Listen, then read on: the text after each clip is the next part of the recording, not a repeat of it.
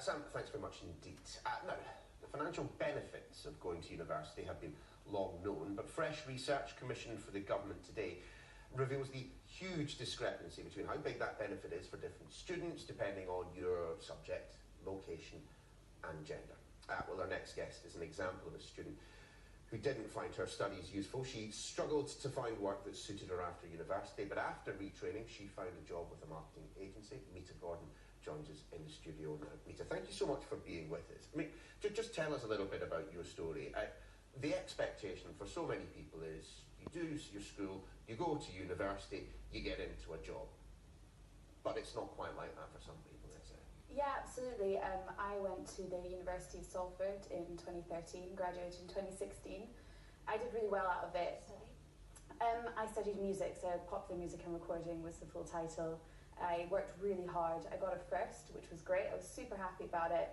I was in and out of jobs for a little bit, but I found when I moved down to London last September, I really struggled to find a job. It took about 3 months for me to really come across Quest Professional Business College, which is the alternative that I took, and after that I found myself in the marketing role. So what exactly were your problems in finding work, in finding jobs in London? Was it that there weren't any jobs available, or, as the research seems to be suggesting, that actually some degrees don't prepare you, don't set you up for certain careers? Absolutely. I think a lot of it is to do with the time that I came down. I think September in London especially is a really saturated time for graduates to come. I think as well with the music course, I think lots of people still have their doubts as to what it teaches you. If you're an employee, a lot of people don't realise the benefits of it, even though it teaches you some really amazing things like your confidence and how to perform, and that's one of the biggest things in business, but I don't think it's recognised. Do you feel like you say there about some of the things you did get from it, but do you think on balance you wasted your time and money, or was it still a good experience? I think because I wanted to be a musician at the time, it was perfect. It was a really good course, but it was after that I made that decision I didn't want to be in the music industry that it really changed for me. And yes, probably I wasn't prepared in the sense of being ready for the workplace, which is slightly different, and that's something that I got from Quest actually in the end. Tell us a bit about that programme. What did they do that was so different from a university degree? So it's a 3-month course, and you go under the ILM Level 3, which is the Institute of Leadership and Management, and what that does is it trains you up to be a junior manager, and they teach you really basic things like finance, you know, how you do your taxes, and very basic budget things, and IT as well, which loads of millennials think they're good on a computer, but when it comes down to being a professional, it's slightly different. And do employers recognise it?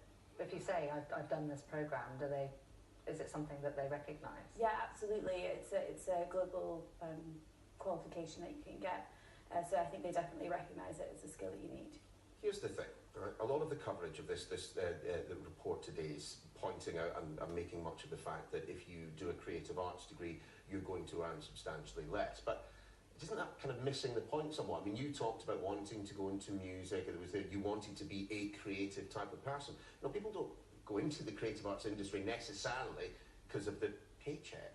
Yeah, absolutely, but there comes a point where you can't make that much money off of a creative degree, and of course there's bills to pay, there's rent to pay, and then slowly the job that you got as a part-time job slowly slips into becoming your job, and that's just a really sad way of it. But isn't there always an argument for, you know, studying for studying's sake? I mean, there are any number of degrees out there these days where practically, you know, doing a history degree doesn't mean that you can go off and do a job in the city. Some people will use it in that fashion.